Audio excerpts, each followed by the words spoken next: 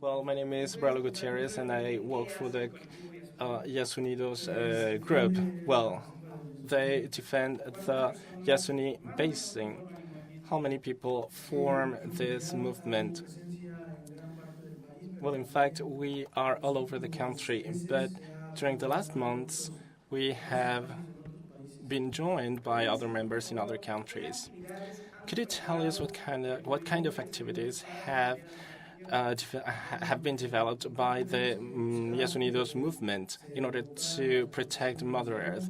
Well, we have been looking forward to ban the exploitation and exploration activities in the area that has been revoked by the Ecuadorian government and other activities at the national level in order to protect the Yasuni basement.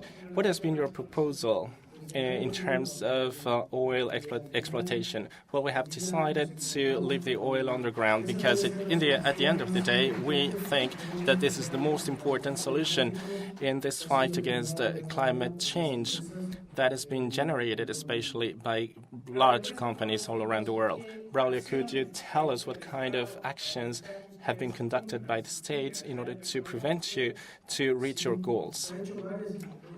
Many activities. I'm going to go backwards. Last year,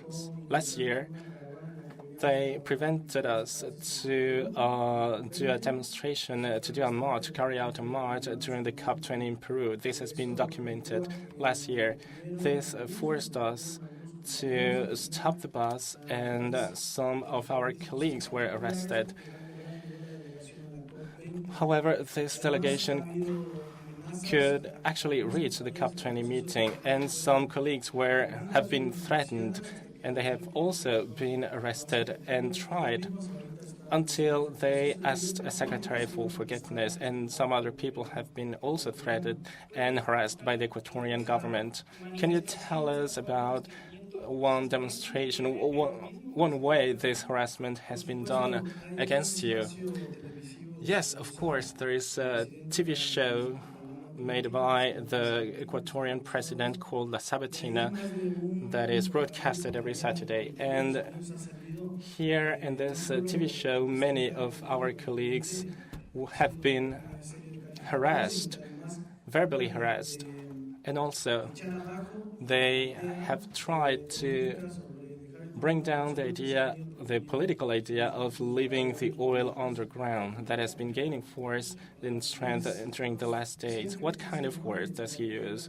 Well, he called us delinquents, vulgar people, liars, etc.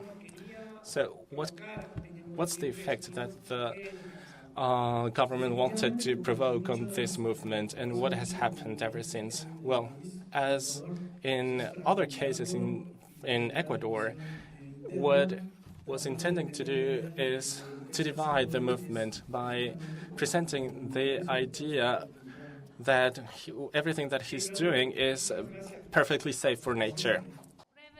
Could you summarize all this process launched against the democratic process, for example, the referendum process against Yasunidos?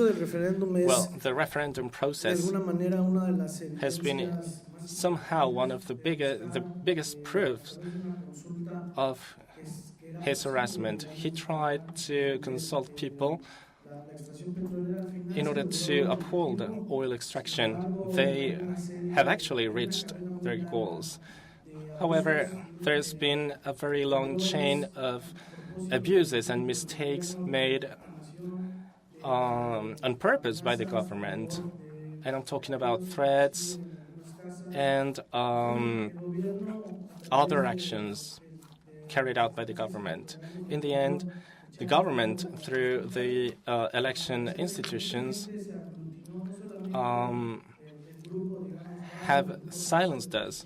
However, many people has also been involved, and they decided and they were convinced that it was important to preserve the Yasuni Basin because it is a very diverse space, and if you defend the Yasuni, you are creating living proof that it is possible to preserve other habitats in the nature.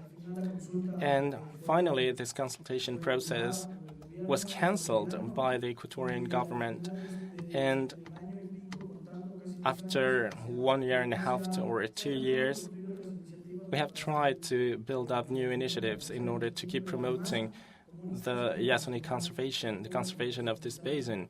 So what we are trying is to Yasunize the world. Thank you very much.